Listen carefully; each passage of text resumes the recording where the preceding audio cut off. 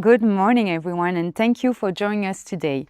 The webinar of today will focus on recyclability under PPWR. Before we start, a few practical things. A full information package will be sent to you afterwards with, for example, the slides of today, the recording, and the no regret, and other things super interesting. To guide you through this topic, we have with us today Hans Savain from the Joint Research Center from the European Commission. Hans serves as a scientific officer within the Circular Economy and Sustainable Industry Unit at the European Commission Joint Research Center. In this role, he coordinates scientific policy support focused on waste management, recycling, and the circular economy. He holds a PhD and MSc in bioscience engineering from Ghent University. Anne-Marie Abel, Senior Expert Design for Recycling at Fost. Anne-Marie works at Fost, the Extended Producer Responsibility organization for all host packaging in Belgium. She manages the Design for Recycling project for Belgian industry, advising members on improving the recyclability of their packaging in line with current sorting and recycling infrastructure, while preparing them to comply with the new EU definition of recyclability under PPWR by 2030. And Philippe Van Geel, Manager Sustainability at Valipack. Philippe supports organizations to make their packaging sustainable and more circular. He has 20 years of experience at Procter & Gamble in packaging development, and today is sharing his knowledge with us on the combination of industry and sustainability. In November last year, Fost and Valipack gave a webinar about PPWR where we explained the main guidelines and targets. In this webinar, we will only focus on recyclability under PPWR. We will first start explaining the work and progress made by the 10 work groups. Then we have invited Hans Savain from the Joint Research Center from Seville to explain the process and timings for the delegated act on design for recycling and calculation model. Then we will dive into the methodology for assessing the packaging from 2030, and at the end we will show you some example of no regret decision that you can already take as a company as 2030 is approaching rapidly. Please feel free to raise your question in the chat. We will end the webinar with a Q&A session, and if we don't tackle everything, you can always come back to us later. I let you with Philippe and Anne-Marie. And without further ado, let's get started with the key milestones in the legislative process of the PPWR. The Packaging and Packaging Waste Regulation, also known as PPWR, replaces the 1994 Packaging and Packaging Waste Directive. Unlike the previous directive, the PPWR is a regulation, meaning it applies directly across all EU members without requiring national transposition of the law. So what is a key timeline? Well, it entered into force in February of last year, which meant 18 months later it enters into application. This means August 12th of this year. The focus of this presentation, like Aurélie already said, on the key milestones impacting the packaging recyclability performance, and Fost Plus and Valipack will address additional topics through dedicated sessions later in the year and in the years to come. Good. Like I said, 2026, the PPWR enters into application, where we have immediately restrictions on specific chemicals in food packaging. And of course, one of the other things is the declaration of conformity and technical documentation that needs to be available. Further, we see that in 2027, the registration of registered producers will go via Fost Plus and Valipack. Other items like reuse obligations and mandatory DRS will come over the next years. An important year is 2030. Then it's the year when all packaging will comply with the Design for Recycling guidelines, plus the reuse targets, recycled content, etc. But more of this in the next slide. But what we see is that until 2040, a lot of things will have to be changing or will be changing towards your packaging. Good. Now let's have a look at the Delegated Act and the actions that will come forth from the Design for Recyclability. So in 2028, the Delegated Acts for Recyclability and for the EPR fees, which will be modulated based on the recyclability of the packaging, will come into action. So this means that there will be a calculation model, which then will be translated into performance grades linked to the packaging. As of 2030, this Delegated Act has to be becomes in action, and all your packaging have to have a performance grade. Now, as of 2030, this means that you only can have packaging with a grading A, B, or C. The packaging will be banned from the European market. And of course, as of that year, the EPR fees will have to get modulated based on these performance grades. In 2035, we will have to prove that the packaging is recycled at scale. What this means is that on a European scale, we need to get to at least 55% recycling rates of these packaging.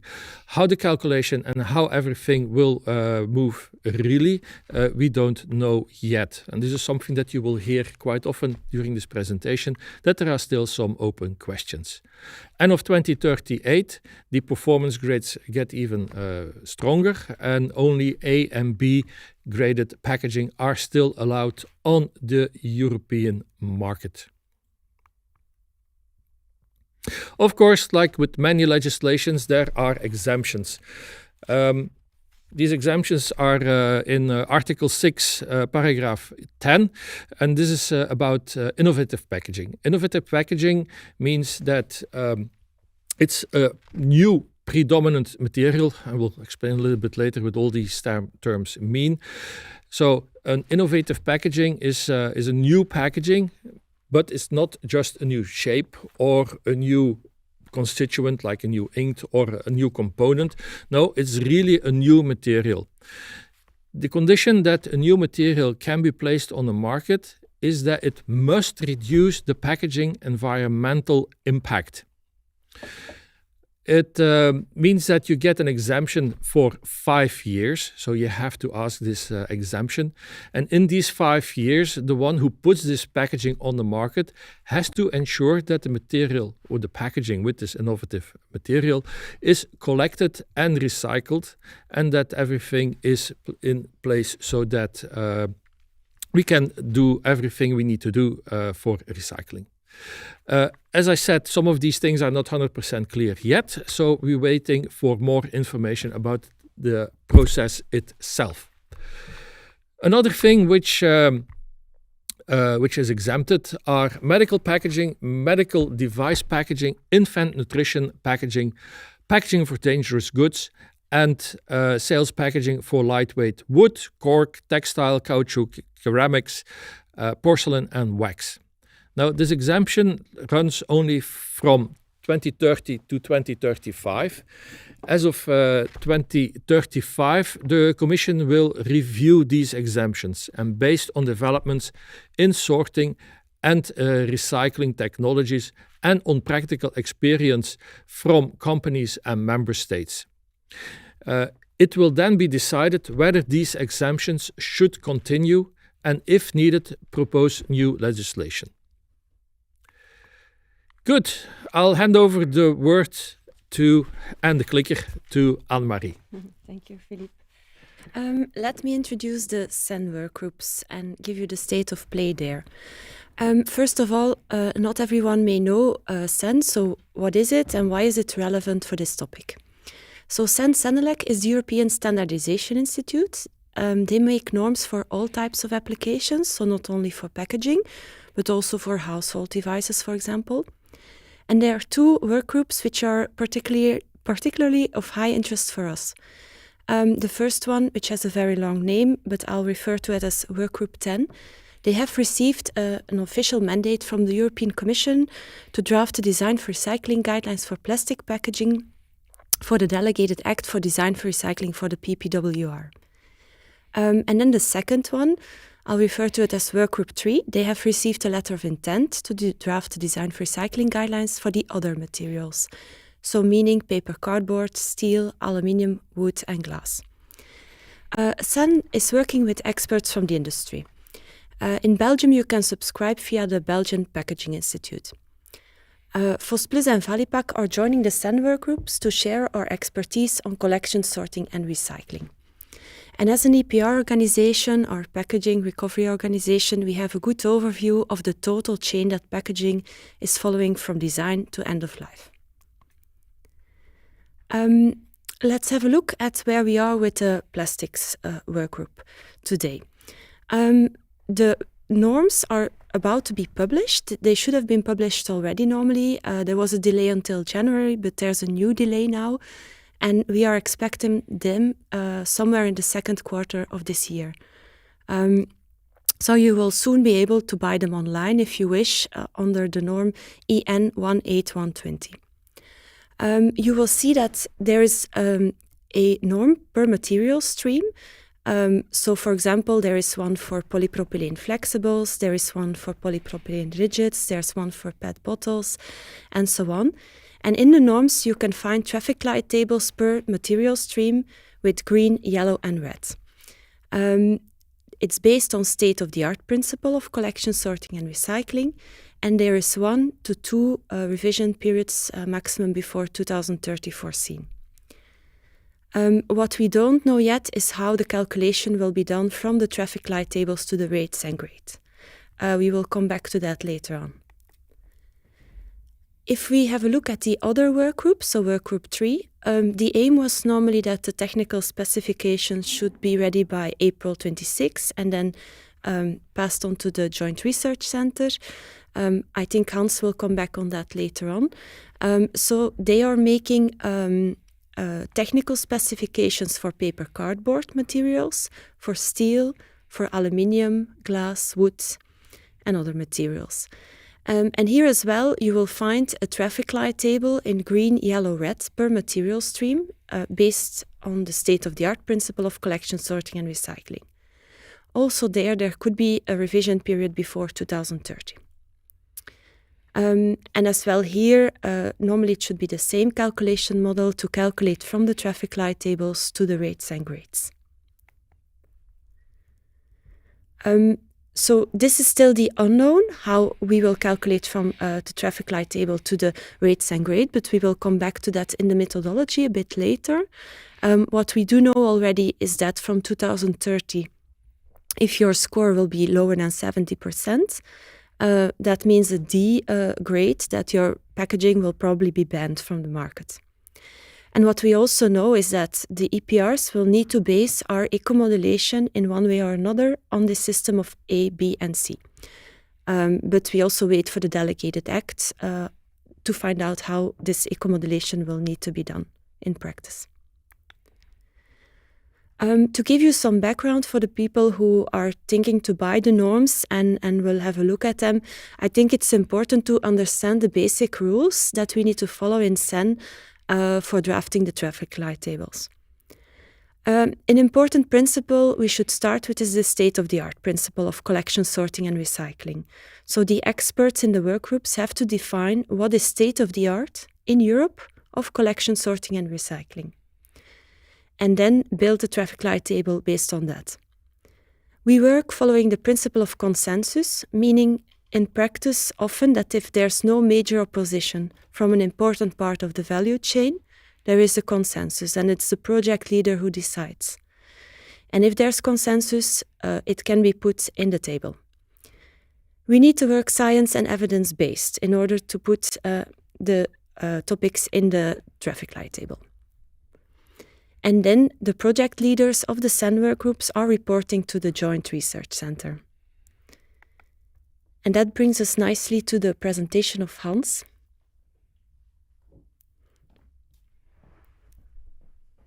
Good morning, everyone. I hear a bit of echo. Yeah. Would you be able to show the presentation? Yes, thank you very much. Good morning. My name is Hans Savijn, and I work at the DG Joint Research Center of the European Commission. And today I will give you a bit of a state of play and next steps on design for recycling criteria development and recyclability performance grade assessment under the PPWR and its delegated acts. Next slide, please. Next. So let me start with giving you a little bit of an overview of what the Joint Research Center is. We are a Director General within the European Commission. Director General, you could compare that with a ministry when you compare this at national level. And of course, as you may know, the European Commission's president is Ursula von der Leyen, and or commissioner or minister of the Joint Research Center is Ekaterina Zaharieva. The Director General of the JRC is Bernard Magenhaan, and we have 11 directorates. Myself and our team is working in so-called Directorate B, which is the Fair and Sustainable Economy Directorate. Next slide, please. So what do we do at the JRC? We are actually the so-called in-house science center of the European Commission, and we help by providing scientific support to policy, from preparing policy to drafting policy to monitoring policy. So we're involved at all levels of the policy cycle. Next slide, please.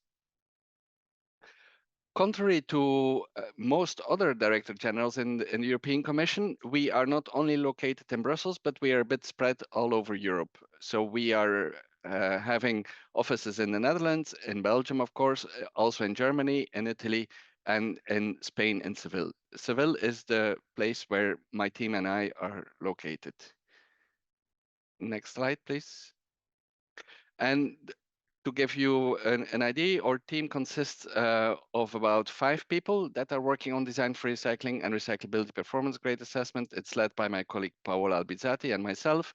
And we have task leaders for both for design for recycling and recyclability performance grade assessment, which is my colleague Leonidas for recyclability performance grade assessment and myself for design for recycling. Next slide, please. Let's go for a very brief moment back to the policy. Next slide, please. So as you may all know, what is at the core of this whole work that we are doing and that we are discussing today is the packaging and packaging waste regulation. This was already explained in the introduction session as well. So that the packaging and packaging waste regulation entered into force last year. And the key elements for the work that we will be discussing today on design for recycling and recyclability performance grade assessment is Article 6, and more specifically, actually, paragraph 4 of Article 6. We will come to that in detail in the next couple of slides as well. In addition to Article 6, we have the Annex 2 that gives an overview of the categories and the parameters that we need to consider for the assessment of recyclability of packaging and the packaging type of formats in the tables 1, 2, 3, and 4. Next slide, please. So let's start with having a look at the design for recycling criteria. So these are being developed at the predominant material level, and we will now have a look at how this is being done in practice. Next slide, please.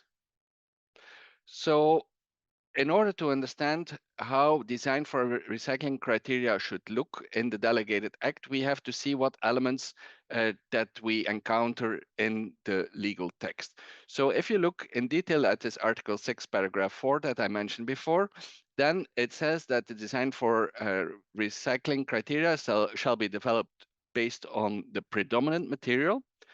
And we have to take into account how packaging is sorted and recycled, and especially how it is recycled where the quality of the recycled material is retained, wherever that is feasible. We also have to take into account established collection and sorting processes that have been proven in an operational environment and that cover all the packaging components. And it's also important that we consider all the available recycling technologies that are present in the market, their economic and environmental performance, the quality of the output that they can generate, how much waste is available for these recycling technologies, what is the energy that they need, and what are the emissions of greenhouse gases that they produce. Next slide, please. So this is a huge task, and as already mentioned before by Annemarie, we are very grateful, of course, to be able to rely on the work that is being done by the CEN experts in the various subgroups of CEN Technical Committee 261. As explained by Annemarie, there are two main working groups. One is working group 10 that is working on plastic packaging and that has been working on that for about 3 years. And the other one, which is working group 3, that is working on other packaging materials and started their work more recently. The important element here is to know that it's really a consensus-based process that is achieved by experts, so by people in the field who know basically what they're talking about. Now, the documents that CEN produces, they can be split in three main categories. First of all, they have documents with definitions, which are very important, of course, to understand how things have to be interpreted, and that will also be very important for the drafting of the delegated act. So that defines everything from what is a component, what is a constituent, what is an integrated component, what is a separate component, what is the main body, what is a coating, and so on.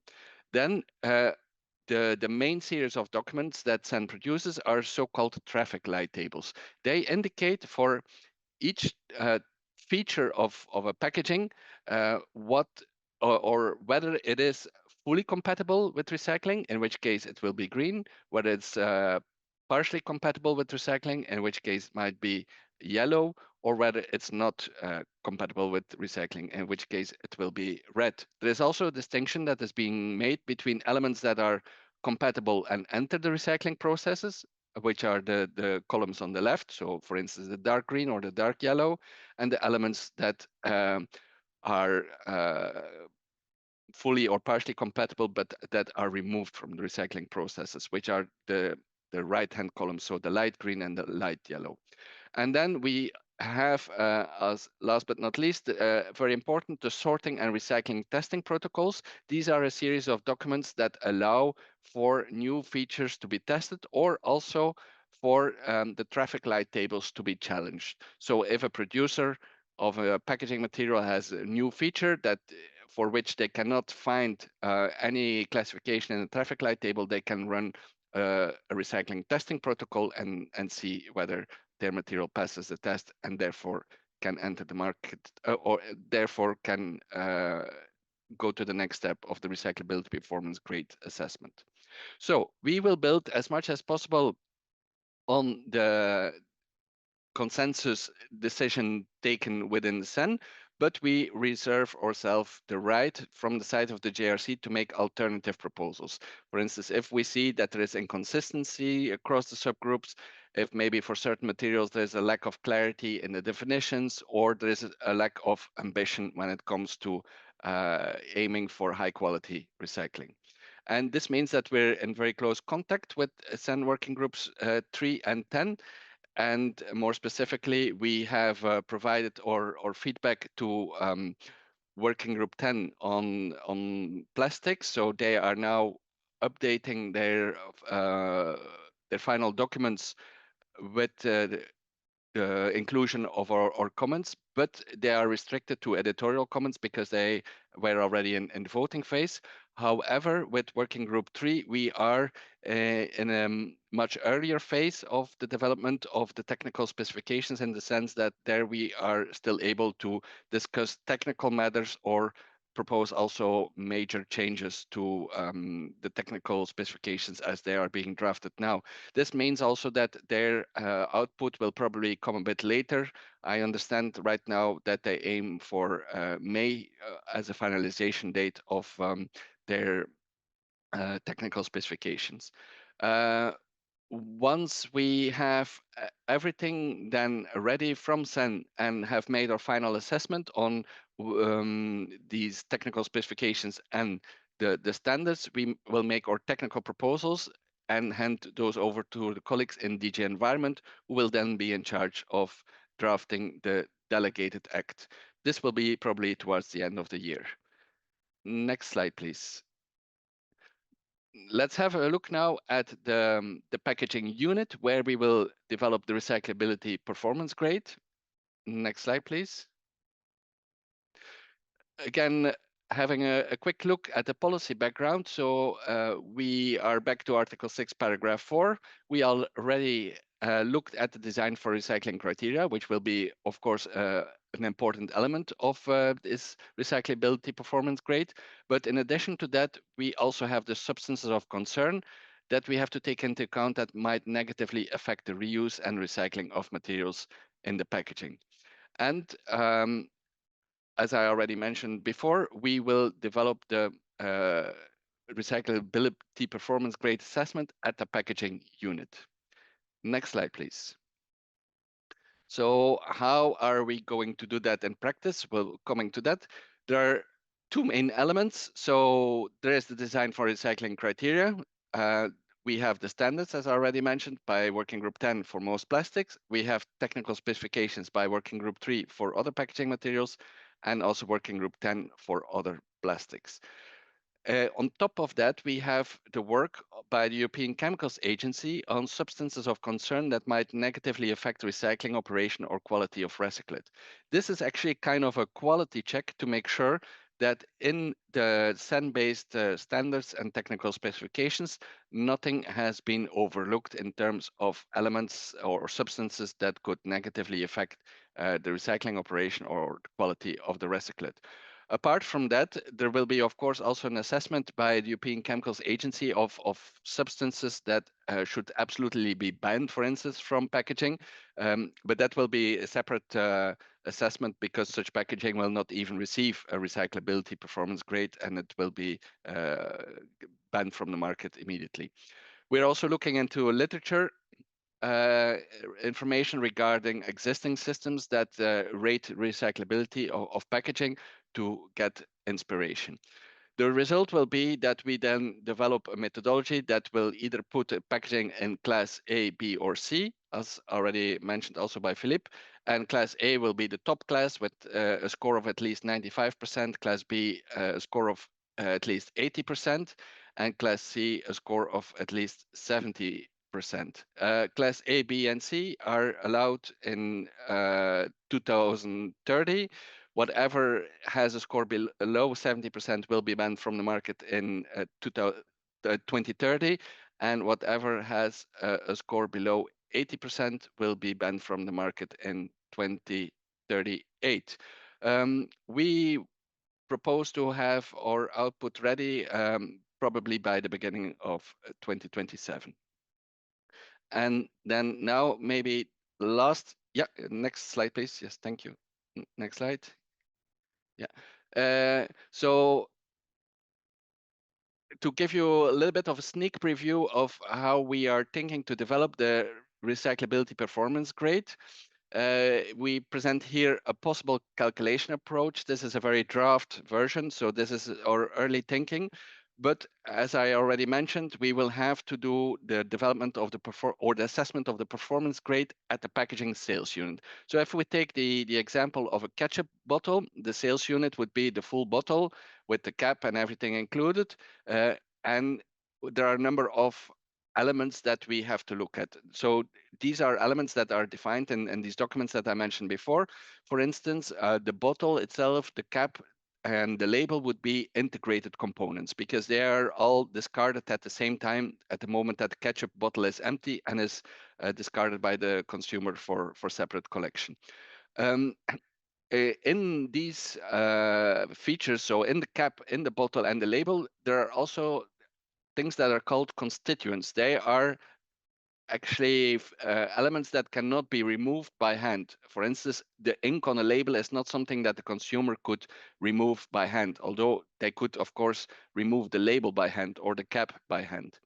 And then another important element is the so-called separate components. The separate components in the case of the ketchup bottle would be the flexible lid that you remove from the bottle when you first open the ketchup, so probably you will unscrew the cap, then remove that aluminium or plastic or whatever kind of lid on a first use and throw it away already for collection apart from the ketchup bottle. So you are still using the ketchup bottle until it's empty, and this flexible lid will be discarded at a different point in time. So that's why it's called a separate component. So with these definitions in mind, what are the steps that we will take? First of all, we will look at the existence of any integrated components or constituent in the red column. So if there's anything in the bottle, the cap, or the label that appears in the red columns in the SEN traffic light tables, then it means it's immediately excluded because it would hinder the recycling in a way that is unacceptable. So the score will be 0. However, this instant exclusion does not apply to the separate component. So if the small lid that you threw away before, if that one is not recyclable, it will of course get some penalization, but it will not lead to immediate full red scoring for the whole ketchup bottle. Then the next step is to look at the components and constituents that are in green and yellow in the columns, and that might contribute either to the recycling, and therefore they will be counted, or that are removed from the recycling process, in which case they are not counted to the overall value. So if you have, for instance, a cap of 10 gram out of 2 grams out of a bottle out of 20 gram, and that cap is removed from the recycling, then you will lose 10% of your maximum score. And then the third step will be to look at any specific integrated components or constituents that appear in yellow. For that, we will probably apply an additional malus, depending on the number of yellows or the weight of the yellows and so on. So this is still to be determined how exactly this will be done. And then on top of that, we will have to include, of course, corrections for possible substances of concern that affect the recycling process or the recyclate quality, as I already mentioned, so the check by the colleagues from the chemicals agency. We might also have a malus where the packaging choice is not really justified by the application, where instead of having monomaterial outputs of high quality, that there are maybe multi-material outputs of lower quality.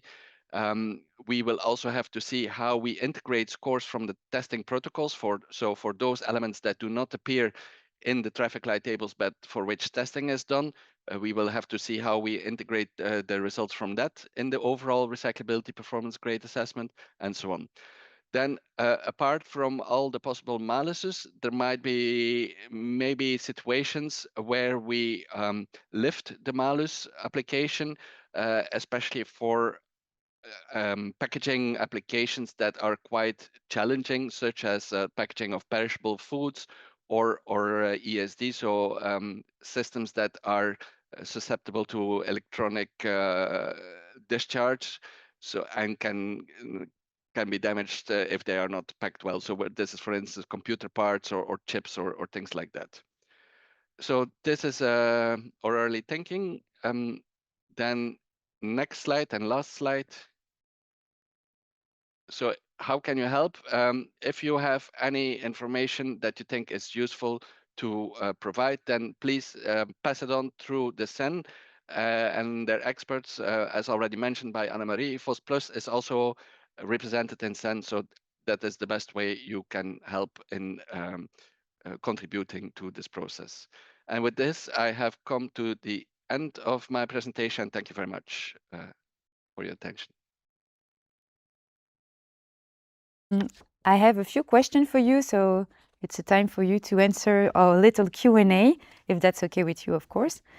My first question is, to what extent will the JRC follow the SEN proposal on design for recycling criteria? Yeah, thank you. Well, as I mentioned also during the presentation, our idea is really to rely as much as possible on the fantastic work that SEN has been doing. And I would like to stress that. I think they have done a really good job there overall.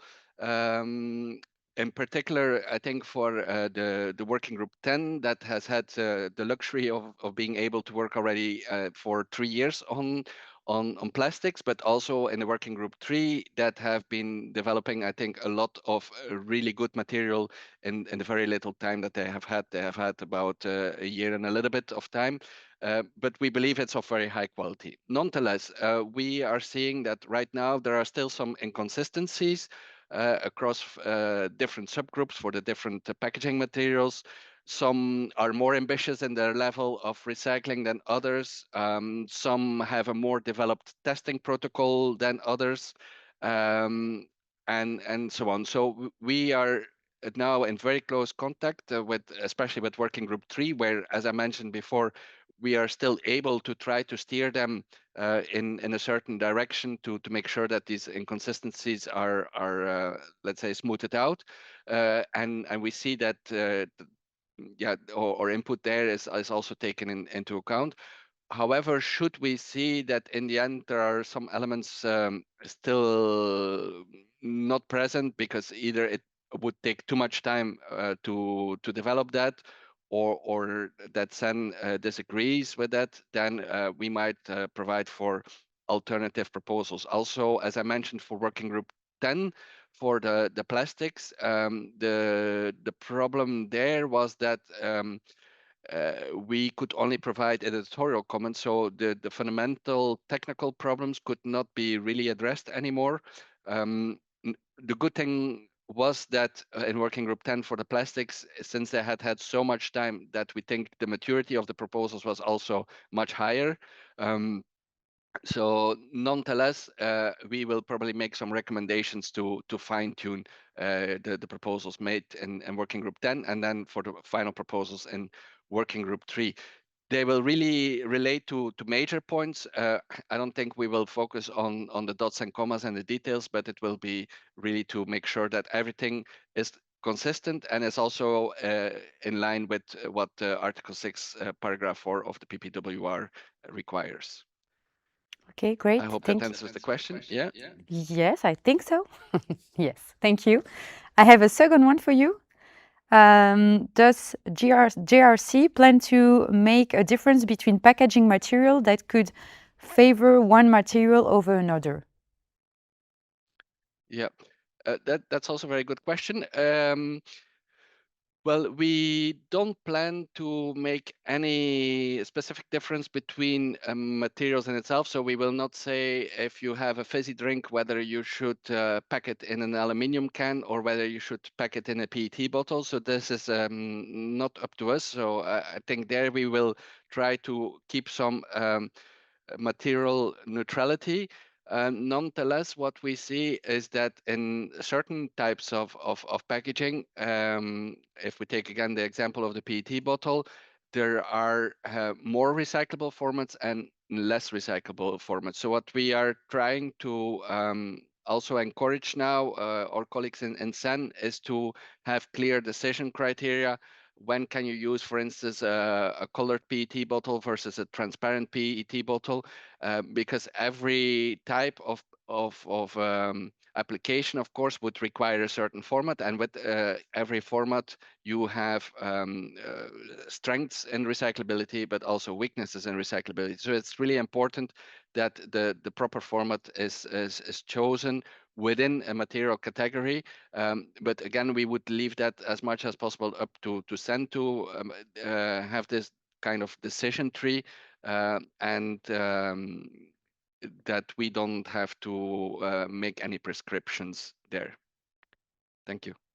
Thank you very much, Hans. Thank you for your time, for being with us here today. Sorry, it was very interesting and very valuable presentation. So really, heart thank you for you.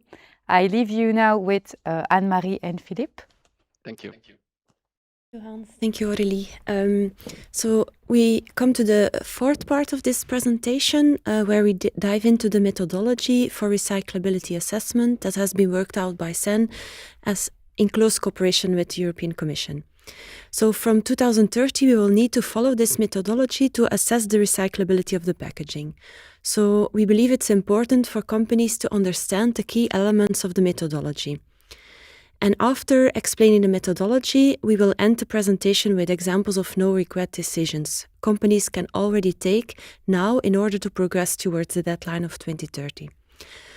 Please note that we are sharing this know-how by following closely the SEN groups.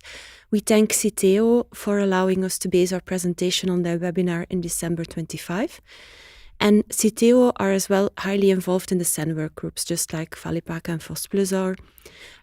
Please note that the delegated acts and implementing acts, as Hans explained and Philippe as well, still need to be published, and that the revision period for the SEN norms is foreseen.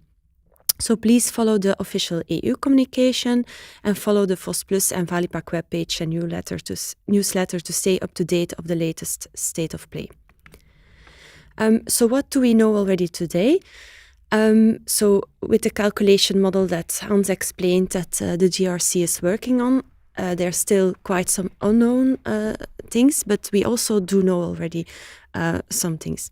So we know that there will be probably 5 parameters taken into account to calculate this. So the first one is the percentage of recyclable material present in a packaging.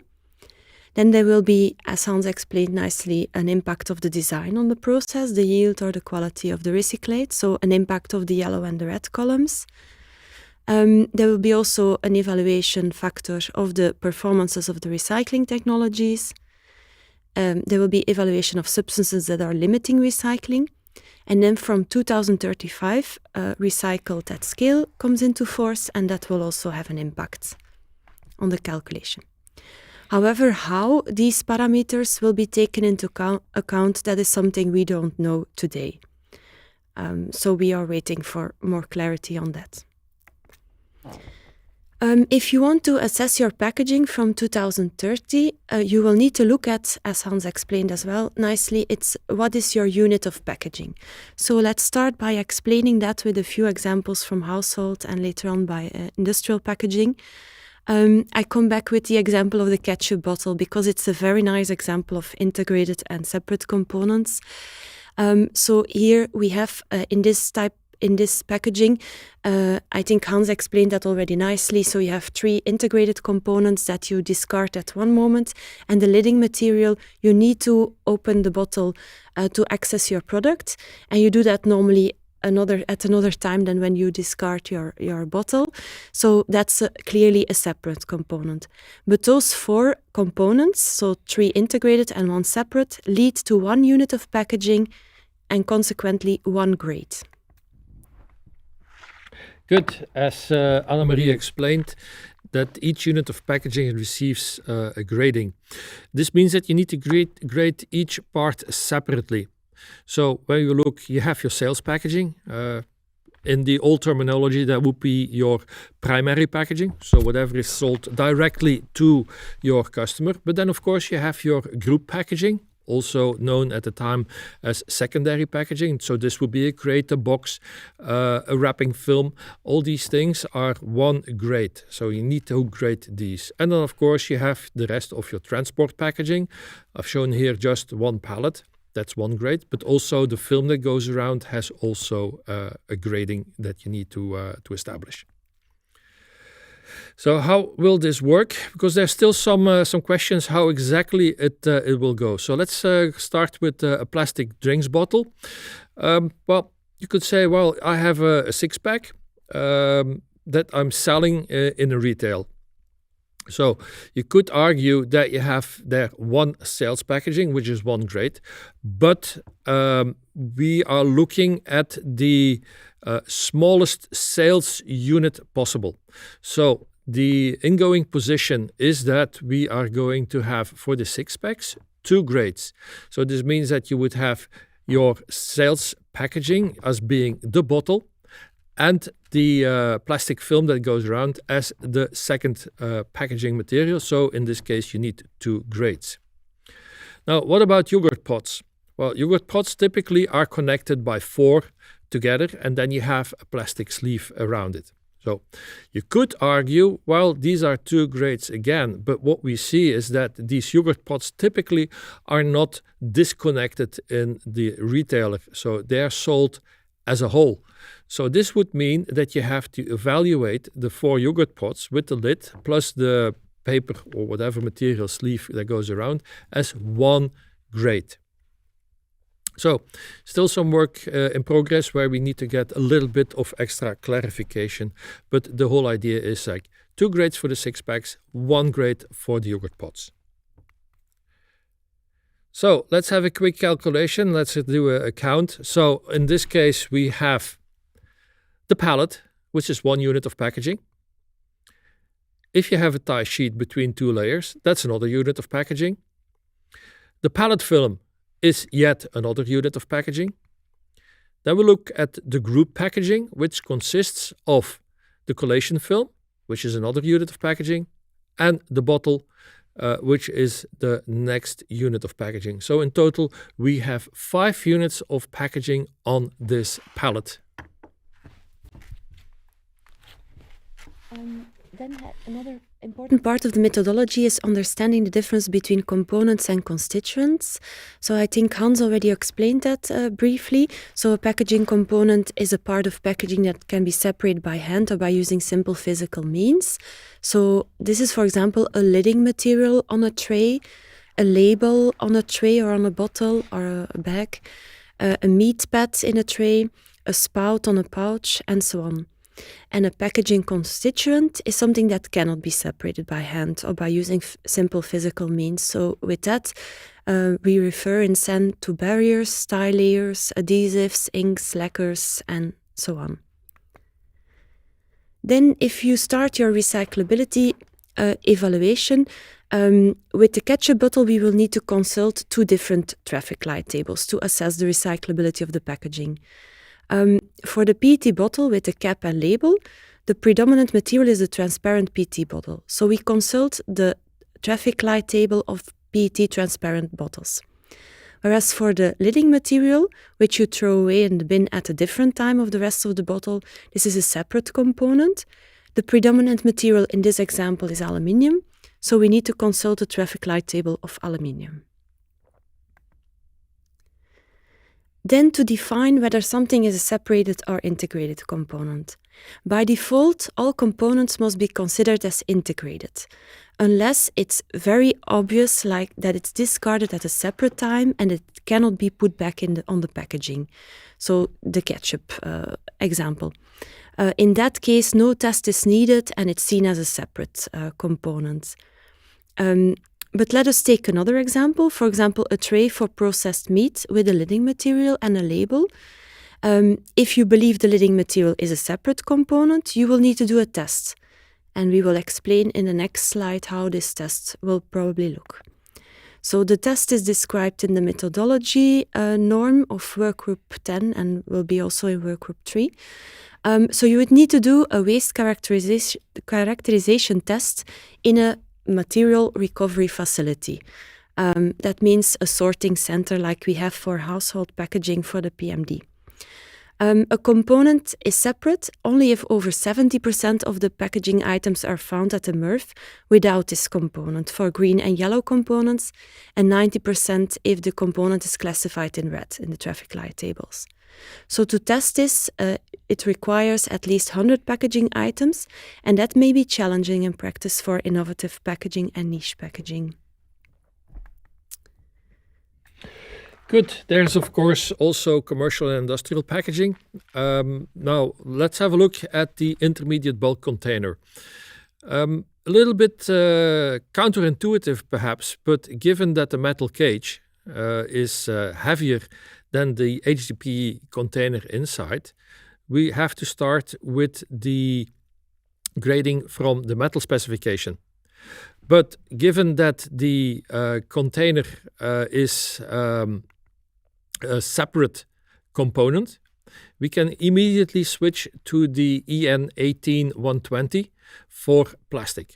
So this means that you have your container, your HDPE container, which has an integrated component or an integrated component which is a closure, and you would also have a valve or a tap which is also like that. Now, the pallet could be a little bit more tricky because in some instances the pallet is connected to the metal cage. So this goes down with the metal cage. But it could be also a separate component as it is loose or the metal cage is put loose on the pallet. Then let's have a look at the assessment of recyclability. The goal of SEN is to avoid too much testing. So how to assess if your packaging is recyclable or not. If all integrated components and constituents are classified in green and or in yellow, there's no need to do a test. You use the table to evaluate the packaging rate and then the packaging grade.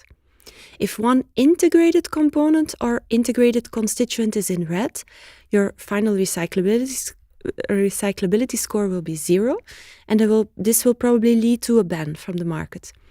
If you don't find your answers in the standard, then SEN shares protocols to test packaging per material stream.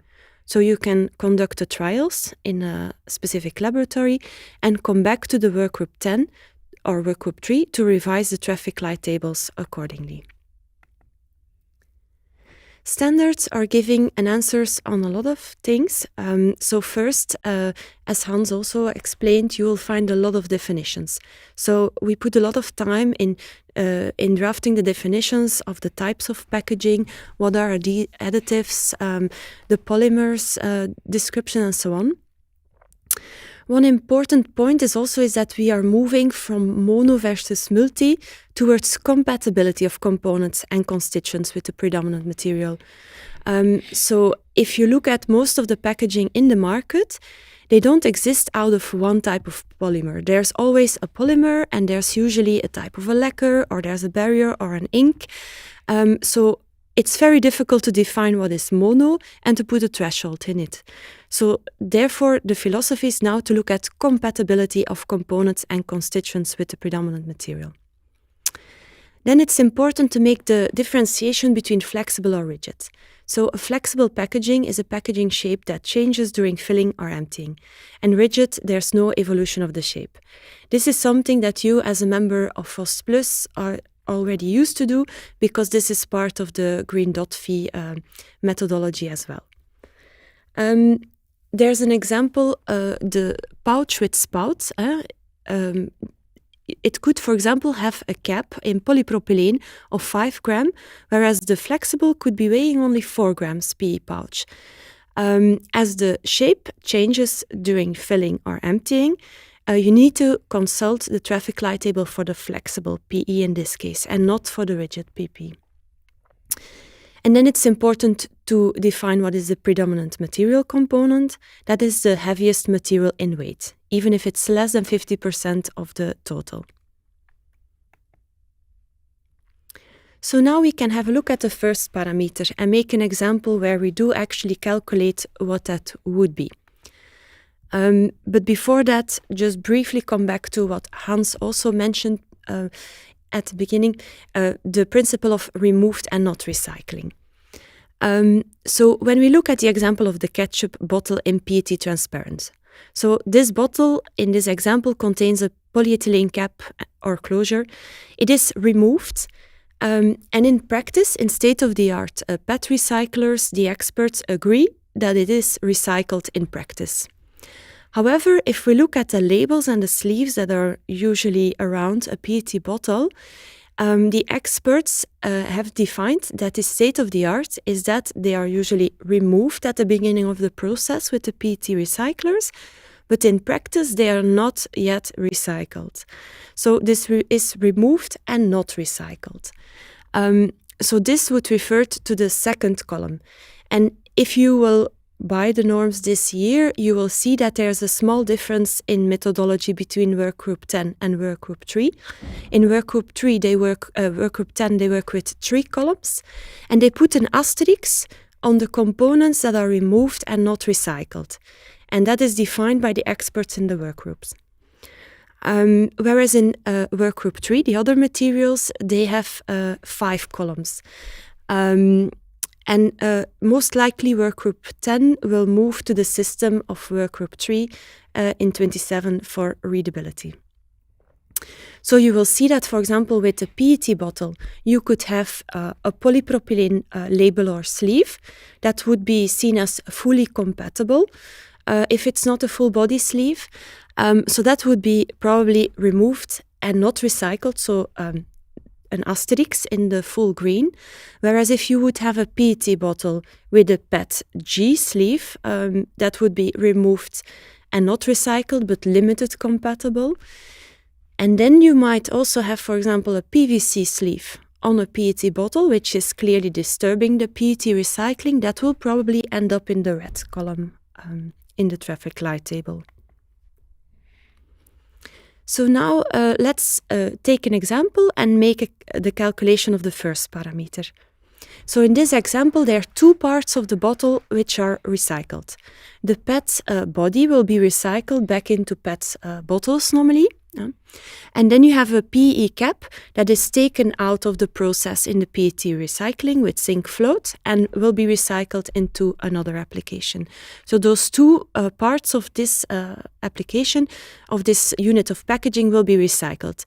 So that's 22 grams for the PET body and 2 grams for the PE cap. You put that in the numerator, and in the denominator you put the total weight of your bottle, so including the polypropylene label, the inks and adhesives and so on.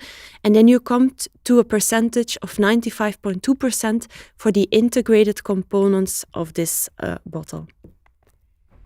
Good, and of course we also have an example for commercial and industrial packaging. I'm looking here at a 100-liter container, one of those blue UN barrels, for instance. So where we have an HDPE body, where we have a PE lid, an aluminium tension ring and a plastic label. Also here we see that the PE body, PE lid and tension ring are nicely recycled, and that we're going to put over the total weight of the packaging, including the label and the inks, etc. And we come then to a recycling rate of 99.8%. The second parameter that will be taken into account in one way or another is the impact of the design on the process, the yield or the quality of the recyclate, so meaning the yellow and red columns. For this second parameter, we don't know yet what will be the impact of the yellow column. Hans explained that nicely, but we do know that there's already an agreement that if you have a red integrated component or constituent, it will lead to 0% and a ban from the market. So, red classification of a component or constituent, does it lead to a ban? Yes, only if it's an integrated component or constituent. So no, if it's a separate component. So it all starts with the evaluation of the separation. And in this case, here you have an example as well. It's a glass bottle with a plastic cap where you have a separate component, a tamper evidence sleeve. You discard it at a separate time than the bottle. If that PET-G tamper evidence sleeve is a red element, it would lead to 0%, and it's just adding 0% to the total of the score. Good. Then we, of course, have to look at the evaluation of the performance at the recycling technology. Good. As we all know, consumption is different in country to another. Collection practices are different. Sorting, recycling processes and outlets are different. So what does this mean for recycling? Well, it means that household and commercial and industrial waste, packaging waste, start their recycling journey very differently, right from the sorting stage. For household waste, we use state-of-the-art sorting centers, like Annemarie already said, equipped with advanced technology, near-infrared scanners, eddy currents, magnets, etc., etc. For commercial and industrial packaging waste, the state-of-the-art approach is different. Here we focus on selective collection right at the source, separating materials into multiple fractions before they even leave the facility. They are becoming waste. But there's a challenge at the moment. We don't know yet how this how these developments will go into the future. And we also don't have a good vision on how these recycling systems or technologies will be integrated in the overall grading process. Also, the thing which is not 100% clear yet is the evaluation of substances that are limiting recycling, how they will impact the grading. But what we do know, of course, is that all the, for instance, PFAS and other substances of concern must stay below the quality, the legally defined thresholds as already applicable. And then from 2035, there will be an impact of recycled at scale of the category of the packaging. So in the PPWR, you will read that per material category, you need to reach 55%. So this will impact from 2035, and we are looking for the delegated act in 2030 to find out more on the impact of this. So brief conclusion before we go to the part of the no regret examples. What can you do already today? You can work on design for recycling using the current guidelines that are publicly available, like Recyclability and IPPP. You can probably soon purchase the norms of Workgroup 10 for the plastics and Workgroup 3 for the other materials later this year when published. You can attend our Pack for the Future event that Fost Plus is organizing together with Verpakt on the 16th of June in Breda. This is an event that is focusing entirely on recyclability of household packaging. Just like last year's event in Antwerp, we are focusing on 20 packaging challenges, and we ask packaging producers to send their proposals. We have all the proposals screened by the Wageningen universities on Future Proof. We will also give presentations about PPWR and interesting topics related to recyclability. Please continue to follow the Fost Plus PPWR webpage and our newsletter. Follow Valipak Academy to stay up to date of the latest state of play. And then, of course, you can have a look at the examples of the no-regret decisions to advance design for recycling. To give you some background of this latest part of content in the presentation before we go to the Q&A, as we move towards harmonization of design for recycling guidelines in Europe, there are some areas of uncertainty in the process, as we have explained earlier. However, there are also already a lot of things which are certain. And that is exactly what we wanted to tackle with this presentation. Fost Plus and Valipak have worked together with several leading EPR organizations, Verpakt in the Netherlands, Citeo from France, Green Dot Norway, and NPA Sweden, to address these certainties and uncertainties with real examples from the market. We have compared the SEN guidelines with the publicly available Recyclas and COTREP guidelines. What is in green in all three the documents and where we do not expect major change of state-of-the-art in collection, sorting and recycling, we expect to stay in green towards 2030 and beyond. What is in red in those three guidelines, we expect to stay in red by 2030 and beyond. On topics where those guidelines are different from each other or where you have yellow elements, this is something where there's still uncertainty for the rate and grade or no consensus. After the event, we will send you the full 50 pages playbook together with a replay of this webinar, as Aurélie already explained, and a Q&A session. But here you can already see some examples to give you a flavor of what's in our playbook.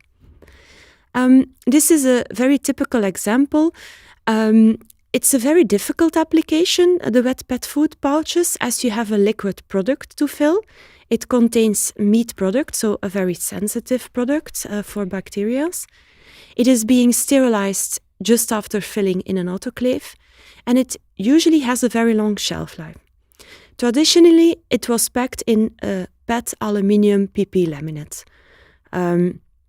there is full consensus between the different guidelines and EPR organization that this type of laminate, so PET, aluminium PP laminate, referred to in the slide as aluminium foil barrier, is seen as a bad design choice, just like the combinations of polyester and polypropylene films.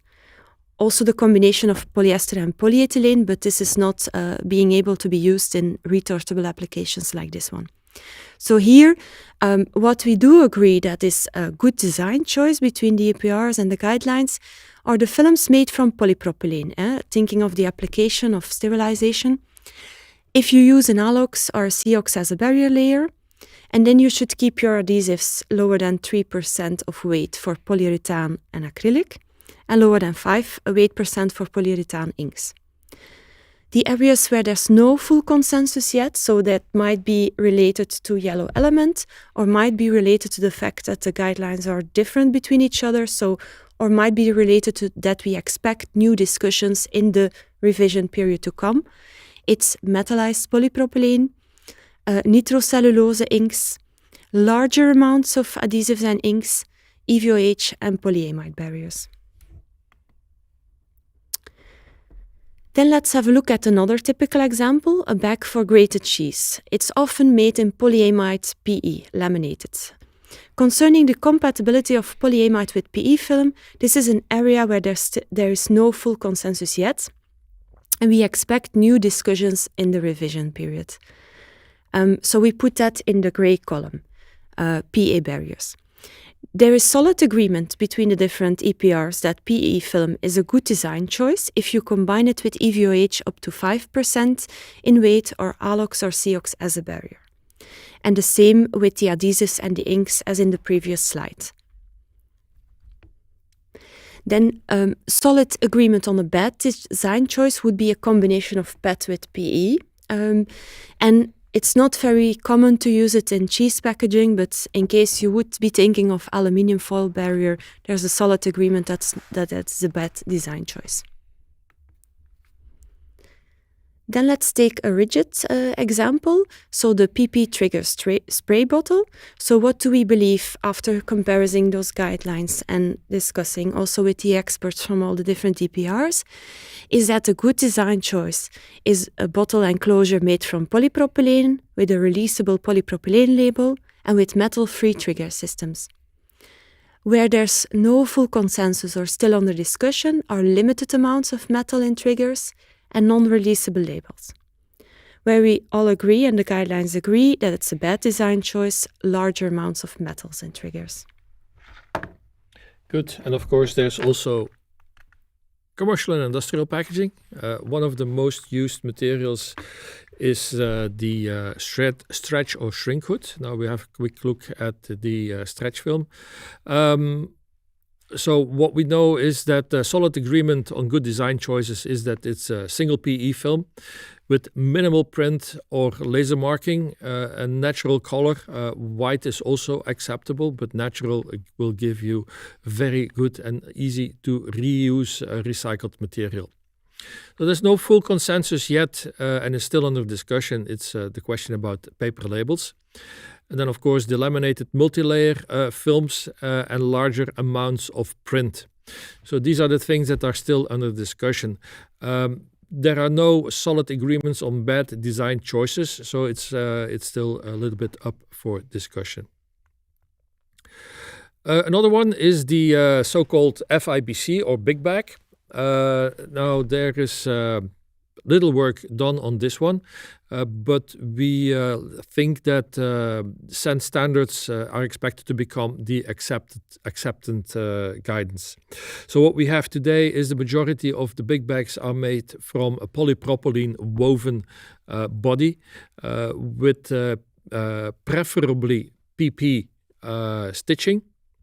The handles are quite often made from PET, but they are manually dismantled from the PP.